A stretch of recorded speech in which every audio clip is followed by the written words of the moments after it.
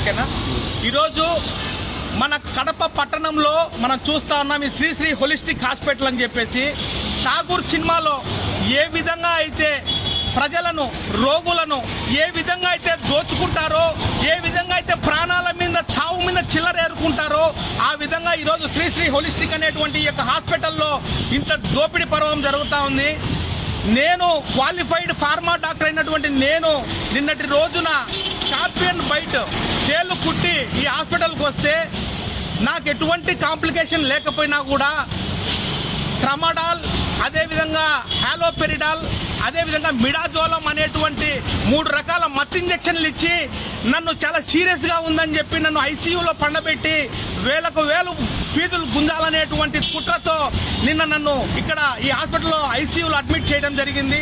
ఆ తర్వాత నేను తేరుకున్న తర్వాత ఎందుకు ఈ రకంగా మత్తు ఇంజక్షన్లు వేస్తున్నారని చెప్పేసి వైద్యులను ప్రశ్నించి నన్ను ఇమ్మీడియట్ గా డిశ్చార్జ్ చేయండి, నాకేమీ లేదు, నాకు బాగుందని చెప్పి నేను డిశ్చార్జ్ అయ్యి బయటికి రావడం జరిగింది.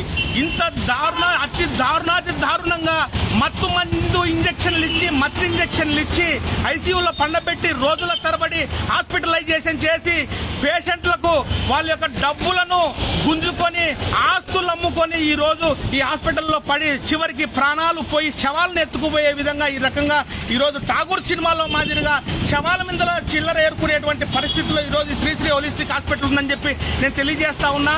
స్వయాన వైద్య ఆరోగ్య రంగ నిపుణుడైనటువంటి నేను డాక్టర్ సింగనమల సుమన్ అనేటువంటి నన్నే ఈ రోజు ఈ స్థితికి దిగజార్చినారంటే ఇంకా సామాన్యుడి పరిస్థితి ఏ విధంగా ఉంటుంది? ఒకసారి కడప జిల్లా ప్రజలు, కడప జిల్లా కలెక్టర్, కడప జిల్లా డిఎంహెచ్ఓ గారు ఒకసారి కళ్ళు తెరిచి చూడండి అయ్యా, ఇక్కడ ఏం జరుగుతుందో. ఇక్కడ ఎవడు క్వాలిఫైడ్ వైద్యులు ఎవరు లేరు, క్వాలిఫైడ్ నర్సులు లేరు, అందరూ అప్పటికప్పుడు వస్తారు. ఎవరో డాక్టర్ అంటే ఆయన వస్తాడు, 3,000 ఫీజు తీసుకొని పోతాడు. వాడు ఏం డాక్టరో, వాడు ఏం చదువుకున్నాడో, వాడి క్వాలిఫికేషన్ ఏందో వాడు ఎవడో కూడా తెలియదు. మూర్తి గుడ కట్టుకొని వస్తాడు, వాడు ఏదో స్పెషలిస్ట్ అంటాడు, 3,000 4,000 బిల్లులు వేస్తారు.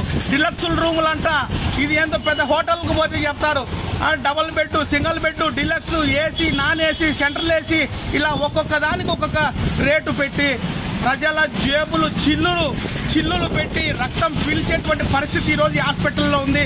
ఇప్పటికైనా జిల్లా యంత్రాంగం, అయ్యా కలెక్టర్ గారు, డిఎంహెచ్ఓ గారు, మీరు ఎక్కడ నిద్రపోతా ఉన్నా కూడా మేల్కొని ఈ హాస్పిటల్ మీద తక్షణమే తనిఖీ జరిపి చట్టపరమైన చర్యలు తీసుకోవాలి, ఈ హాస్పిటల్ వెంటనే మూసేయాలని చెప్పేసి ఈ సందర్భంగా నేను డిమాండ్ చేస్తా ఉన్నా.